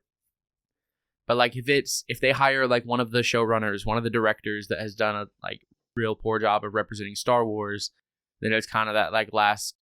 We've all been holding on for a long time, but it would really be that last kind of That last last straw of like, that okay, last straw. like that's like Star Wars is kind of done. Yeah, like Yeah. if they replace Kathleen Kennedy with the showrunner for Acolyte. That's kind of what For I was thinking example, too. If that were to happen, that would be it. which it would that fit, would it would be it the would fit death the of Star agenda. Wars. I would probably stop watching. Yeah, That it would would be the kill death it of would Star it will Wars. kill a lot of fans. It Oh, will yeah. kill a lot. It will kill Star Wars. My concern is that Kathleen's not actually going anywhere. That is also That That is is a a going big to- concern factor. too. Like, I don't doubt that she'll step down as president, but I strongly suspect that she's going to put herself in as an executive producer or just a producer, and so that she can still kind of like backseat drive and keep her hand on the wheel to make sure that Star Wars continues in the direction that she has set it on for the last 9 years. Whatever direction that is. Yeah, an aimless, no plan direction. Yeah, up and down roller coaster that's on fire. But because I do know she's on record as saying that she's gonna make movies until her final breath. I have So- I have heard that. I have read that. But she has also stated that she wants to retire. Yeah, So I mean, she's not young anymore. no, she's not. She's I think she will be. at some point she's gonna have to quit. Well, we thought of that about Bob Iger too, and he Yeah. came back Yeah. because the other Bob was just doing an awful job. Well, they also set that Bob up to fail. I mean, that's valid too, but I think there's going to be some stagnation. I hope they put Dave Filoni in it. I think my expectation of Star Wars, if Dave Filoni gets put into it, will be I don't think it'll be a high expectation. I think it will be a broad expectation. I will expect more broader content than just this single era format that we've been stuck in for the past 9 years. I think is the beauty of something like Visions of like, why not go take like the the Visions episode of the Samurai Ronin. became a comic run. Yep. Right? And so take some of those more popular like episodes and like I would watch the end of the Sabersmith episode. It's like you have like the old master, you have like the young Jedi Knight, and then you have like the droid companion, and then like the child prodigy. You also have the redeemed Jedi Knight. Yeah. And so you have this like you have like the like Padawan who kind of that probably would have been considered like his trial. Yeah. And then you have the like old jaded like master. You have the real old like Grandmaster. You have the young prodigy who just picked up a lightsaber for the first time, and it was me like, oh, she's a Jedi. And they left it open. And they're like, we're gonna go rescue your father. Yeah. And I'm like, I would watch that. Yeah. That would be a great like, and it's set up great for the anime. Like, what's the word I'm looking for? Concept. Format. The anime format. Of, like, there's a lot of one with the speeder chase. No, this is the Anti-Jedi. Yes, Yeah, yes, on it the is. ice. Yeah. Yeah, That was a good one. Yeah. And so like it sets it up for like a lot of We also talked about that being like a novel would have been a really great novel. Would have been a great format for well, it. like even just for anime, like the group of characters that they have, really it looks like an anime cast of characters. It does. And they're gonna go save her father. There's gonna be a lot of like kind of misfit adventures. You have 2 real young people, 2 real old people. Like there's a lot of opportunity for like some really good like found family stories there. The end of the first season is like that. You rescue her father, or the like princess is in another it. castle, right? Like there's so much opportunity there, and they just like that was it, and we never saw it again. And so if they were to take some of those more successful Visions episodes and turn them into something more, I would love to see that. Yeah, I would too. My what I meant by like my expectation being more broad was like if Dave Filoni gets into the chair of over Star Wars, I would automatically expect there to be a project in the Old Republic. We have not, or to just revive some of the stuff that's been canceled. Exactly, like I definitely think there would be some revivals. I don't think they should do any of the popular characters from the Old Republic until after they've shown that they can handle, the storytelling and the setting well. That would be the hope, though, right? Because you don't want them to. They have to lead with a big ticket. They have to. I mean, yeah, but at the same time, like you really don't want them to, because you don't want them to ruin Revan. But like, I wasn't talking about like them immediately doing Revan. Right, but they would. The thing about Dave Filoni is that he's the kind of guy that went and cast Rosario Dawson as Ahsoka because the fans wanted him to. Or as was it Esmond Esfandi as Ezra? Mm-hmm. He was fan casted also for years, and so like he's the kind of guy that goes and Keanu Reeves. Yeah. So that's the thing. Like it's a joke, but like. Of all the people that have touched Star Wars, Dave Filoni is the guy that would cast Keanu Reeves as Revan. Dude, because what an want amazing career he would have had after John Wick. Like, he's Shadow the Hedgehog, and now he's Revan. And he'd probably do it too. Amazing. He would probably love to see Keanu Reeves as Revan. Dude, I would love. But yeah, to as and well. so like you just have there's so much. He doesn't look that much different. You could just de-age him, and he look. Yeah. Like there's so much like hope on the Just horizon shave if off Dave his Filoni beard. takes over. Revan. And so I'm excited for the future. Hopefully, I have hope for the future. Me too. But I'm going to remain in shallow skepticism. Yeah, and I have really high hopes for the animated future, because I know that's fair. I have no doubt that Visions 3 will be great. I think they are working on another Tales of the Jedi. I don't know anything about that. They haven't made any major announcements. Well, Tales of the Sith came out of nowhere. We will know a lot more next month, because next month Star Wars Celebration is happening. Oh, that's true. Yeah. We will have Star Wars Celebration in Japan. Why are we not there? We talked about it 2 years ago. We did. Could you afford a trip to Japan right now? Because I could not. I'm out of my tax return money, but I mean, there's a couple of corners I can work. I couldn't afford. I thought about it. I couldn't afford it. I could barely afford it if I I one day. actually looked up tickets. And there was a point that I looked up tickets. And the flight is more expensive than the ticket. So that's the thing, though, 6. is that like by when we would have had to start planning this, I was in college and had zero money. I just realized something.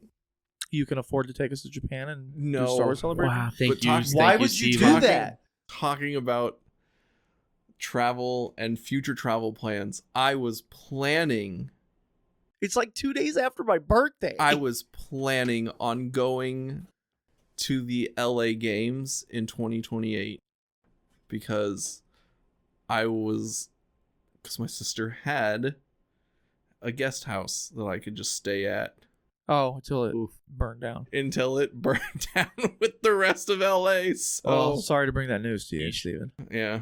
Well, I anyway. didn't even think about that until just now. And I'm like, well, Yeah, we'll have a lot more. I guess I can when Star cram Wars into their Celebration. new one bedroom. When Star Wars apartment. celebration comes, we can revisit this discussion. I think my last question is there anything you're specifically excited about from the future of Star Wars right now? Like, as in, like, things that I know about. Yeah, I would say things Is there Visions 3. Visions 3. Visions 3. Visions 3. have we gotten a I can't remember the studio, a Ghibli Visions yet? No, we have but not. we have gotten the list of studios that are doing episodes. Really? Yes. Trigger and IG are back. Trigger, which Trigger did Twins and The Master. Trigger. I liked the Master. Trigger Did Trigger do Kill la Kill? Yeah, Maishi did. Yeah, yeah. I freaking I love liked Kill la Yeah, Kill. the Master was the one that he used Trickata. Yeah. right. Yes, and the Master But was that was- but an that- amazing. I loved that Episode. episode. But that Yes. wasn't a Maishi from Trigger. That's He did Twins, who did Gurren Lagann and Kill la Kill. Twins. I liked less, but still enjoyable to watch. I liked the first one, the Ronin. I enjoyed the Ronin. That enjoy- one, I I enjoyed just the Ronin. really liked the art style. I Yeah, liked the that art it style was great. and I liked the callback to old school. I can't. Akira movies. I think that's his name. Akira? No. What about It's Akira? not Sakurai. It's not Miyamoto, is it? Seven Samurai. No, that's not Miyamoto. No, what is his name? Okay, It's so Sakura, maybe? Oh, I used to know this off the top of my head. so I found the studios. If you want me to. Yeah, go ahead and give him a quick read. Okay, so the studios that have been announced for Volume 3 of Visions is David Production, Kamikaze Duga plus Anima. This is what it says. Kinema Citrus, which is a really good studio. Trigger, Polygon Pictures, Wit Studio, Project Studio Q, and Production IG. Anyway. You were thinking of Kurosawa, Kurosawa. and his Yup. his first name is Akira. Okay. Akira Kurosawa Kurosawa. is the one. You said Akira, and I was just like, No, not the Like talking the- about like we're talking the about motorcycle like slide? yeah, the motorcycle slide. No, and the giant baby with fingers for flesh. well, it wasn't a baby, but yeah, no, not that. I mean, it Akira. was a baby. Oh no, yeah, it was. He turned into a giant baby. I'm thinking about I As can't the remember only anime character's I've name. ever actually sat down and watched is Did you like it? Redline. Dude, we need to watch. We got to We'll watch watch it. Redline Yep. this year. We watch Redline every year for my birthday. Yep. Really? Yeah. Mhm. I've never seen Redline. Oh, dude. Oh, well, and we know what you're doing on April 21st. Yeah. Still remember. Thank you. Thank you. That was one day after Hitler's birthday. It is Oh my actually. gosh. It actually is. April 20. Hitler was born on 420. Yeah. Yeah, that's why 420 became so popular. Anyway. So Visions 3, I don't really know.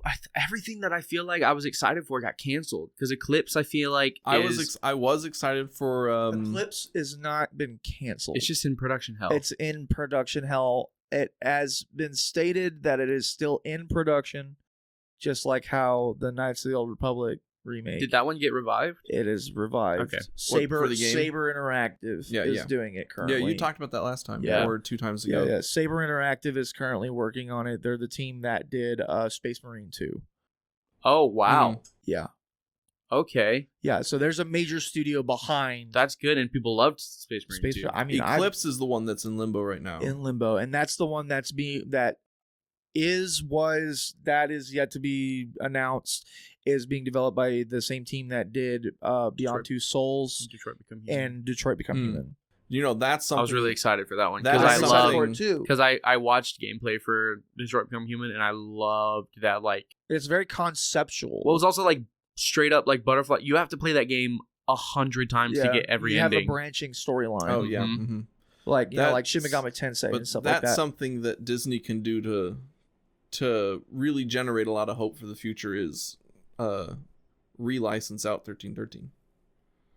I don't know if we'll ever I see just want that 1313. open world Mandalorian game where we can customize our own Mandalorian. Now, granted, Ugh. I with the That would the- make some money after with the the rise Mandalorian of- success. That's true. with the rise of Palpatine and Mandalorian, we could see The a rise of what? 1313. Palpa Mandalorian. With the That's what I rise of thought. popularity of Mandalorians, That's what I heard. we could see. Papa Mandalorian. That's Hey! Palpa.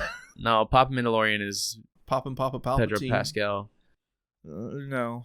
Sorry, He was internet daddy until he Handed it over to no Katie he Sackhoff. he kissed Willem Dafoe's wife in front of him. Ew. What?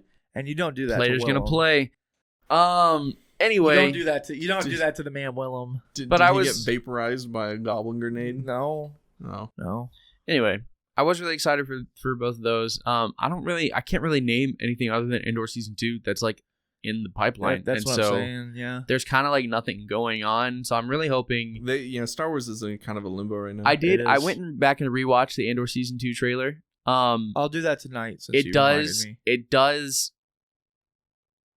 It seems very intentional with the mood shift that they did of like there's not a lot of like the espionage that we see. It's like Andor is like he's dressed up, he's like shaved different, he's like undercover, but it's more in like a like charisma based rogue rather than dexterity based rogue Oh. style. Mhm. No, hold on, no, not like gross, but like it's like more swashbuckling. It's more. Okay. Gunslinger. It is more exciting. It's not as dark and gritty. It's more And like it's kind of what season we 1. talked about last time. Like it's the beginning of the war. It's more Poe Dameron. It's more like that. It's more rebellion. Not Yeah, So and so much- I'm excited for it.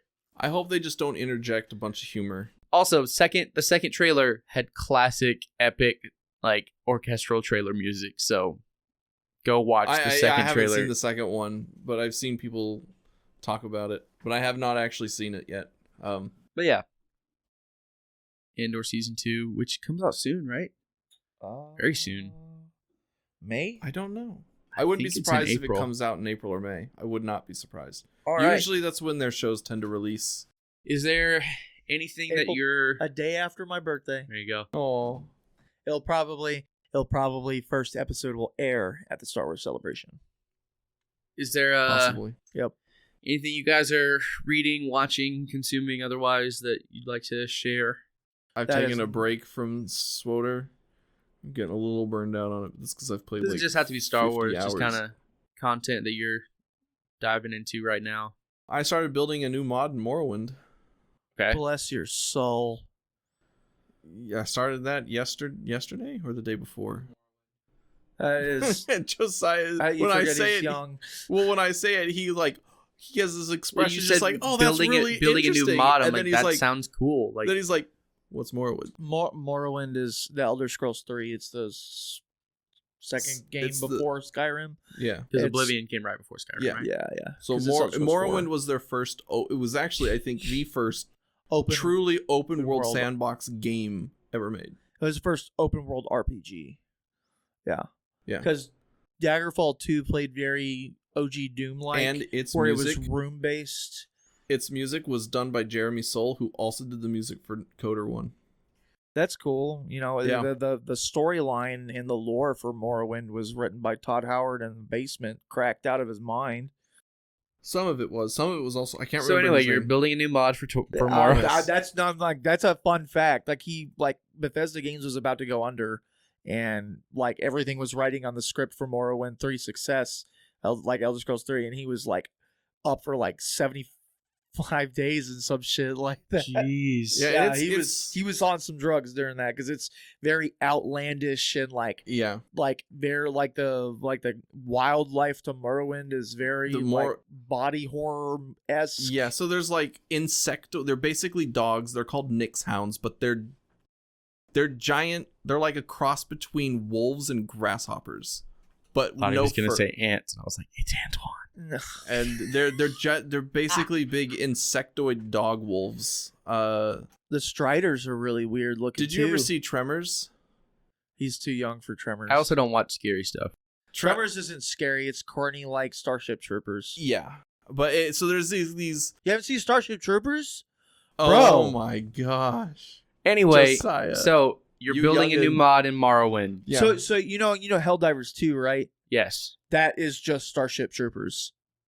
But take out the mechs. The democracy. No, Starship Troopers 3 has mechs in it. But like the Oh, does- kind of yeah. enemy mechs. No. Yeah. I thought you meant like the ride. It has rideable mechs. No, Starship Troopers is just go to the bug planet and kill all the bugs. Kill all the bugs. and then with capture, all of the like funny. capture the brain bugs. Oh yes, Oh, it's a very kooky movie. it's 810. Yeah. Yeah. Anyways, so- But yeah, you're building a new mod in Morrowind. Yeah, I'm calling it the Lost City of Tel Varrock. Tel being a reference to the How Tel does building a mod work? You like yeah, coding? and then Varrock being the capital of the. No, so Varrock in the Dunmerry language means it's kind of a portmanteau of It means beef stromboli. oh, I can't I'm sure he remember the doesn't, word. Since they eat ash and mushrooms. Can't remember the word, but it's a portmanteau of the Dunmerry word for either cave or descend, and the word for to divide.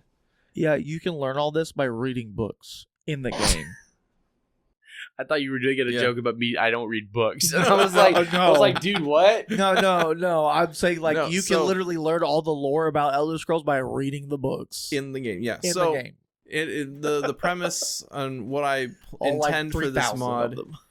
is it's basically just a giant cavern with a bunch of Telvanni mushrooms and houses in it, and they are going to be dissidents from the main House Telvanni because they don't agree with House Telvanni's kind of apathy towards the Empire Uh-huh. encroaching on Morrowind, and they don't agree with Telvanni's isolationism in the face of Imperial advancement. So you're an empirical sympathizer, right?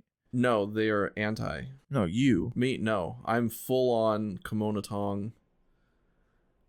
Okay, so when like, you played Skyrim, you sided with the Empire, right? Yes, but that's mostly because I don't like the Nords. Screw you. I so can't curse, modding. that's why I do How does that it. work? Is it? So You okay, have cursed a so couple times. We're gonna have to talk to him. But Sorry. the way it works, I've caught is- myself. No, most of the yeah, time. you're doing good. Morrowind, they released the construction kit, which is their tool Okay, for building the cool. game, That's what I needed. and it has that answered my question. has all of the You can stop assets now. in it. You can shut up now. Yeah, it has all of the assets in it, and it has all the tools needed to do like simple commands, like turn this door into a portal so that you can go from cell to cell. Nice. And so that way, when you click on it, it loads up a loading screen and puts you into a new rendered cell. But you can also just have a normal animated door. So when you click on it, instead of porting you to a new cell, it just swings the door open and you walk into a new area that was closed off. Because when you said that, I was like, "Are you just sitting here in Python, just like No, but it like, also allows, typing out?" It also just allows coding. you to I gotta hack in. you can create and upload scripts so that you can create your own quests and your own storylines and all that kind of stuff. That's fun. And So you haven't played D&D in a while, so this is your This is your fix. this is my fix. Yeah, Oh, specifically with man. Morrowind. So, I never finish my mods. It's more just a creative outlet. Yeah, your fix. You could always just play Yeah. 5th edition. Never. Sorry. 5th edition is It's worth a shot. It's worth a shot, Josiah. It's worth a shot. We just want to have fun with you, Steven. That's Yeah, all. we know. want to do something other than, record and, crap on you all the time. Pathfinder or 3.5. Or How do you feel about Starfinder? You can just play Starfinder, which is better than Pathfinder because it's in space. How do you feel about Starfinder? Okay, fine. Anyway, I tried Starfinder with a friend. It's and just it was, Pathfinder, but in space. I know, but I don't know. I didn't the high tech sci-fi aspect of it didn't really jive. That's fair. Mr. Star Wars. Man. We're recording a Star Wars podcast. Hey, I read high fantasy books. I do not read sci-fi books. Again, fair. Mostly Watching on screen and playing through it is different. Mostly because the first time I tried to read a sci-fi book, So you're telling there me were too many onomatopoeias for like engine noises, and I couldn't get past the actual written out like zoom and the whiz and the zer, and I was like, no. Okay. Anyway, you're building a thing in Morrowind. Brady, is there anything you're engaging this past week that you'd like to share with the fans? I've been playing a lot of Monster Hunter. Yeah, that did come out. How's that going? It's great. I'm currently over 30 hours in the game, and that's only just, that's not a lot of hours. I've heard good things about it. It's amazing. It's definitely contender for Game of the Year, and the year's just started. Nice. Yep. Nice. I have a couple things. I've been reading Aragon, The Inheritance Cycle. Finally, I've only been trying to get you to read it for years. I'm in Brissinger, third book. How far have you gotten?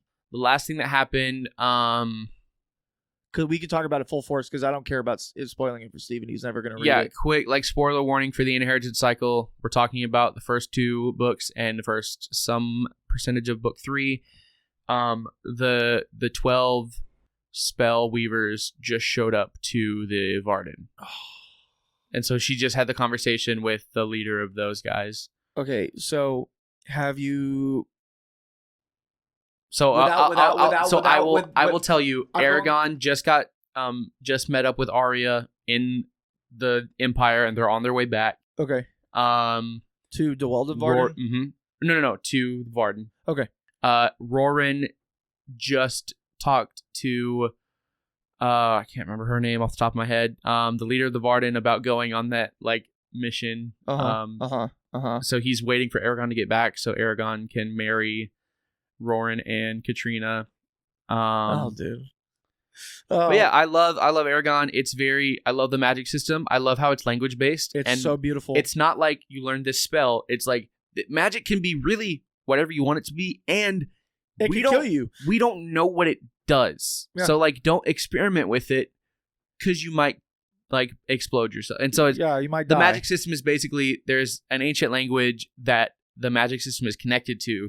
So if you want to cast fireball, you use the word for fire, and your intention is to cast a fireball, and right, so you cast a fireball. But the same word can also light a fire, like ignite a candle, or burn down a village. Because the spell, the word for fire is not fireball. It's not even just, it's the essence of what fire really is. And so like I love the magic system. I love how slow the pacing is. It's like amazing. the third book in the series. I think I'm about like somewhere around 50 hours total listening so far, and the grand total of time that has passed is probably 6 months, if that. It's a very refreshing. And Aragon's only 17. Yeah, he hasn't like when the book starts. So it's a very refreshing, like slow. My only thing is it's classically in my head, female dragons are much more smooth sounding. And so when I first heard, that's because of when I first heard Saphira's voice, it was very grating, and I've fallen in love with it. That's why in my mind, when I listen to Aragon, I usually always replace him with the voice actress that voiced Saphira in the movie. That's the only good, that and Jeremy Irons playing Braum. John Malkovich was in that movie, right? Yeah, he played Galbatorix, and you weren't even supposed to see him because you don't see him until literally the end of book 4. I'm terrified to go watch Aragon because someone who had never don't go watch it. As someone who had never read anything, I enjoyed it when I watched it when I was like 14. They cut out a lot. No, they cut out Angela. My understanding is that the movie for Aragon, Angela's fun. Angela's named after. I love his sister. Rorin. I don't remember Roran being a thing. No, he wasn't. Yeah, Roran is a fantastic character. Yeah, I texted you about like what you thought about Roaring. You never texted me back. I said I liked You him. sent one text. So Well, anyway, Brady, anyway. do I have this right? That in my understanding, Aragon the movie is to the books as The Last Airbender is to ATLA. It is Oh, worse. yes, No, it's it's worse. worse. It's so much worse. It's so worse. It's really They cut out over exponential. It is- three-quarters of the book. They ruin characters. Like, oh my. It they took the main character and a general concept, and that's kind of all they kept. They don't. It is in no way comparable. Like, it is almost a different property entirely. It Plus, is. it has John Malkovich. Jeremy Irons is in it.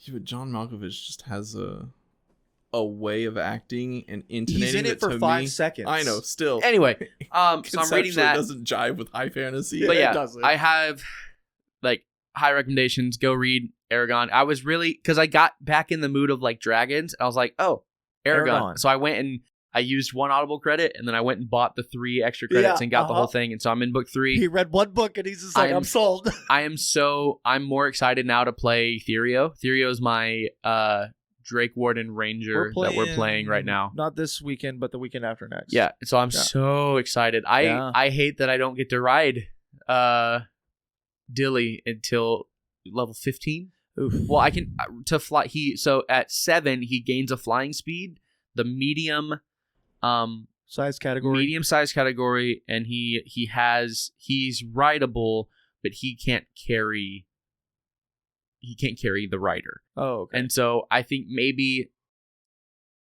you could work around if you were like a gnome or something, but because he's medium, he Why can't would you carry a wanna be a medium gnome? creature. But when he's level fit, when we get to level 15, he becomes large. So he is I think the closest thing is a wormling. Or no, he's not an adult. He's like I can't remember the D&D word for it, but he's not an adult He's dragon. like right before. But an he is adult. that one right under, and so I'm so excited. Okay, so I'm not spoiling anything. Let's but just I not. need you to call me when you get the Sapphiros flashback. Okay. It is my single most favorite part in this entire book series. Okay. I got it. I cry every time. This book made me cry when Hrothgar got hit and just went down. Oh, I cried. dude. I cried because he was so like, we're here to help. Yeah. And then he just got. I knew. Murtag was just I knew Murtag wasn't dead. I knew Murtag wasn't dead. What did you think of that reveal at the end of Eldest? I know why it was called Eldest, which is funny. It's real on the nose. But it's like, I thought I liked it. Were you shocked? Were you like, whoa? I like the way that Aragon handled it. Of that, his reaction to that was like, no. Now more than ever, I see Garrow as my father and Roran as my brother, rather than falling into that like, oh, I'm the son of Morzan and like all of this stuff. Like, he's like, no, this only solidifies my identity in my family, and I really liked that so I part will of tell it. you that Aragon does learn who his dad is. Aragon, yeah, Morzan. It's not Morzan. Oh, really? Okay, cool. Probably Galbatorix then. But anyway, I'll keep listening to that. Tell you so bad. Don't tell me. Oh, dude, because that part where he learns makes me cry. Anyway, I wish you hadn't said that because now I'm theorizing and I'm normally right. Who do you think it is? I'm not going to tell you Who do you think it is? because your reaction is going to give you the answer. Who do you think it Anyway, is? Yeah, that's the fair. the other thing that I'm watching right now is Invincible. If you haven't watched it, go I'm watch it. stuck It in is season 1. Invincible is beautiful. Mark Grayson is one of my favorite characters of all time. Do you have sorry, I don't mean to. We're back on Aragon again. Do you have Murtag as well? I own all Not the- yet. I own will. all the books. I will. I'll get it after I finish. Okay. But yeah, I love Aragon, the Inheritance Cycle, which I now know it's called. Yep. And I am watching Invincible. Invincible is fantastic. One of the greatest animated shows of all time. I need to actually story, sit down and buckle and Mark watch it. Grayson. I have a soft spot for the supremely powerful character who's afraid of becoming the villain. And so he goes out of his way to to be the hero, to the point that like sometimes he will avoid, like he's so afraid of killing because he doesn't want to be the villain, and so but that gets in his way sometimes, where like the right move is to take the guy out, right? And so it's really great, like philosophical back and forth between like heroes and villains. You and love My Hero then? My Hero Academia? Maybe. I have a hard time watching anime. Is there a lot of filler in Academia? I don't know. I haven't read the manga. I wouldn't do that. I would watch. I feel like My Hero Academia is one of those animes that's got a lot of filler. I think so too. No anime has as much filler as Dragon Ball Z, Bleach, and Naruto. I was about to say Bleach has the most filler out of all shows. Anyway. Well, I don't know. Maybe One Piece? No. Well, Over 75% of the original anime is filler. Well, They cover 2 arcs from the actual manga. Well, Everything else is made up. One Piece hit 1,000 episodes, and then the creator's like, I can finally start the story I now. mean, 365 episodes, and over 75% of it's filler. Anyway, I also sat through all that filler. Invincible is great. I don't blame you. Go watch Invincible. It's fantastic. I love Bleach. Character arcs, they do a really good job of like redeeming characters. Okay. It's a great, like, characters that you hated at the beginning of the show, you fall in love with in season 3. Characters that you loved in the first season, you grow to hate in season 3. Like, it's just like it's a well written show, which you don't see a lot anymore. And so also finish Arcane. I think I've got like 3 Arcane. episodes. Don't even get me started. Arcane is. I haven't seen the second season, so my only complaint is there's not more. Arcane is. You know what's crazy? It got canceled. Well, it didn't get canceled. No, it got canceled. It got canceled because it was too expensive. Well, that's why Netflix canceled it. Hold on. So Arcane was always going to have 2 seasons. There's the production of more. Right. So there was more. The planned more was they're going to do more stories in the League of Legends. Am I crazy? The League of Legends. It's the League of Legends universe, but Arcane was always the 2 seasons, and it's Jinx and Vi's story start to finish. Yes. So Arcane was always going to be 2 seasons. If there was a cancellation after that, it would have been the other stuff that's in the pipeline before they started. Yeah, that would have taken place on different continents with different characters, all that stuff. They could cover Garen and Draven because Garen is the leader of Demacia. Not Demacia. I don't know any of this lore. That's Garen.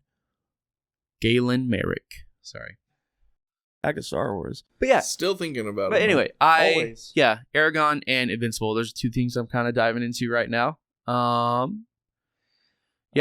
Gentlemen, we've been here for 2 hours straight. It's going to be a long episode, but I really like where we've gone.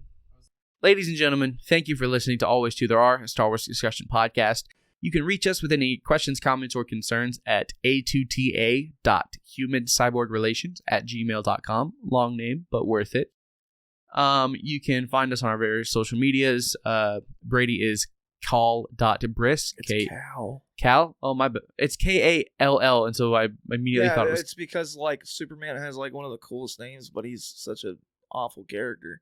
Moving right along, mine is Josiah.D.Sims at Instagram and all of that. So you can go find us, the various things. And I don't have social Steven media. doesn't have social media, but you can find him on Reddit. Maybe, I don't know. Maybe we'll chance cross paths with him in the real world. Anyway, we've really enjoyed being here to talk about Star Wars and this thing that we love and love to engage with. We will see you next week. That's all we got. Alrighty. May the Force go with you. Adios.